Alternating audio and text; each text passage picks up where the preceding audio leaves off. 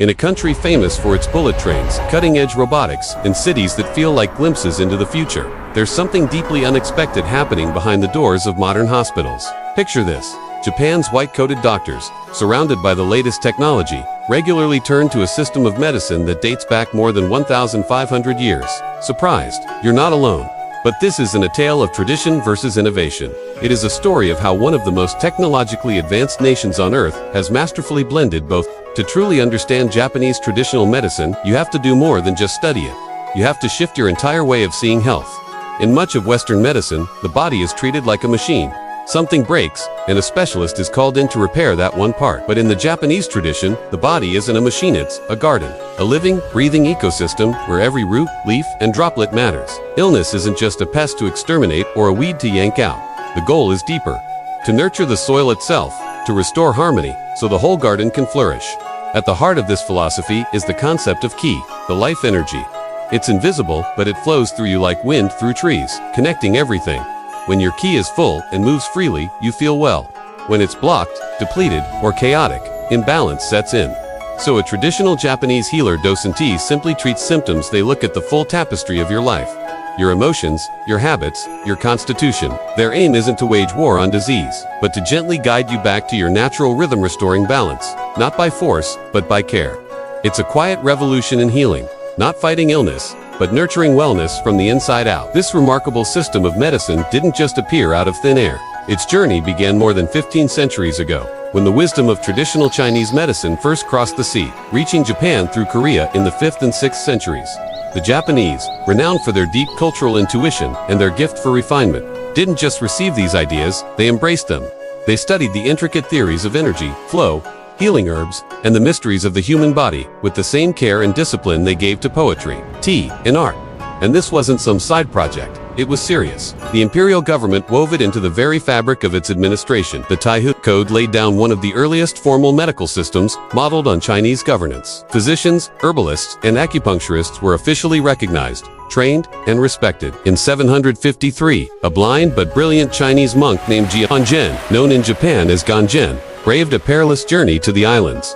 He brought more than religion. He carried with him an extraordinary wealth of medical knowledge, scrolls, herbs, practices, and philosophy that would become deeply rooted in Japanese soil. By 984, this evolving wisdom blossomed into the Shinpo, Japan's oldest surviving medical encyclopedia, and now a cherished national treasure. But Japan didn't merely copy what it received. During the long, peaceful Edo period, from the 17th to 19th centuries, Japan refined its medical practice into something unmistakably its own.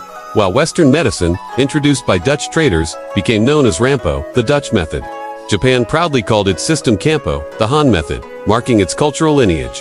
In this era of thoughtful introspection, Japanese healers turned their gaze inward. They favored practical wisdom over abstract theory, paying close attention to the patient's lived experience. Techniques like fukushin, a gentle, intuitive examination of the abdomen, emerged as elegant tools for reading the body's inner world. Herbal formulas were honed to suit Japan's land and people, refined again and again until they fit like calligraphy on silk.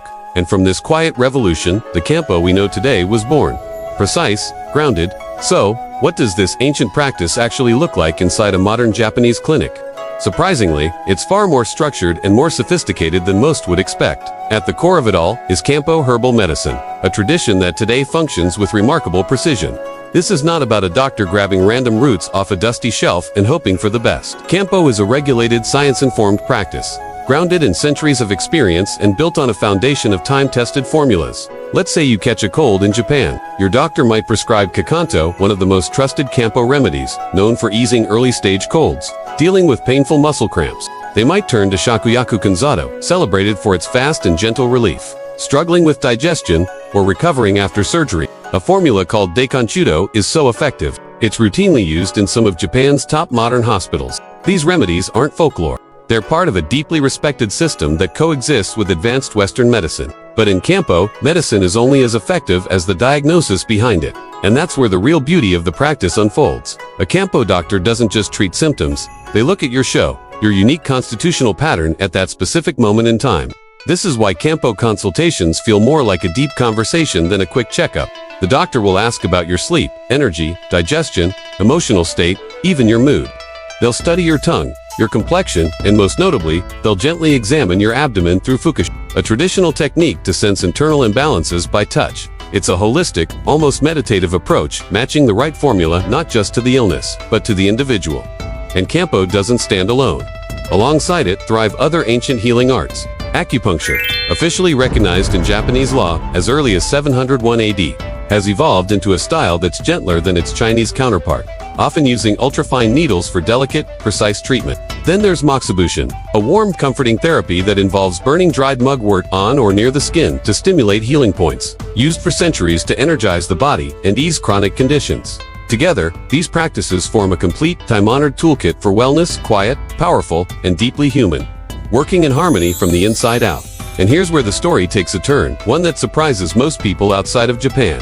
Kampo, acupuncture, and moxibustion aren't considered alternative medicine here. They're part of mainstream healthcare, fully integrated into one of the most technologically advanced medical systems in the world. According to recent surveys, including a 2024 national poll, a remarkable 87% of Japanese physicians incorporate Kampo into their medical practice. These are board-certified, modern doctors working in sleek hospitals and clinics who regularly prescribe ancient herbal formulas right alongside state-of-the-art pharmaceutical drugs. Why? Because Kampo delivers results, especially in areas where Western medicine sometimes struggles. Because scientific research increasingly supports its effectiveness. And perhaps most importantly, because patients ask for it, they trust it, and they feel better with it. But the clearest proof of this integration is written into Japan's national healthcare policy. Today, 148 Kampo formulas are officially approved and covered by Japan's national health insurance system. A patient can visit their doctor, receive a prescription for a centuries-old herbal remedy, and have part of the cost covered by insurance. And it doesn't stop there. Treatments like acupuncture and moxibustion are also eligible for coverage when prescribed by a physician for conditions like neuralgia, chronic pain, or rheumatism. This kind of institutional recognition is rare in the world, and it's powerful. It lifts Kampo from the realm of cultural heritage into the world of credible, trusted medical therapy. It reflects a deeper national philosophy that the old and the new do not have to compete. Instead, they can stand side by honoring ancient wisdom while embracing modern science, not as enemies, but as allies in the shared pursuit of healing. The Japanese model of integrated medicine offers a powerful lesson for all of us. The conversation isn't, and shouldn't be, about East versus West, or herbs versus pills. It's about building a smarter, more compassionate, and more effective healthcare system by using every tool available.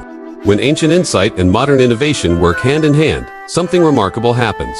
This hybrid approach allows doctors to face today's most complex health challenges, from chronic pain and the side effects of powerful drugs, to stress-related disorders and the intricacies of aging, with a more holistic, human-centered perspective. It doesn't replace science. It enhances it by remembering that healing is about more than just symptoms. It's about the whole person. And in doing so, it shatters the idea that ancient wisdom is some dusty relic of the past. Instead, it stands as a living, breathing body of knowledge, refined over centuries, ready to meet the needs of the present. It invites us to imagine a future where we don't just fight illness but nurture well-being, where medicine doesn't just fix what's broken, but helps people truly thrive. This beautiful fusion of old and new reflects a deeper cultural truth. The best path forward often begins by honoring the road we have already traveled. In a world racing toward innovation, it is a quiet reminder that some of the most sophisticated solutions have been with us all along, not lost, but waiting to be remembered. So, what are your thoughts about ancient Japanese medicine? Please share it with us in the comments section. We would like to hear about it. If you are a history enthusiast like us, please join us in this extraordinary journey of history, and we will decode the history together. Please share, which history would you like me to decode next? Don't forget to like, share, and subscribe the channel. See you in the next journey.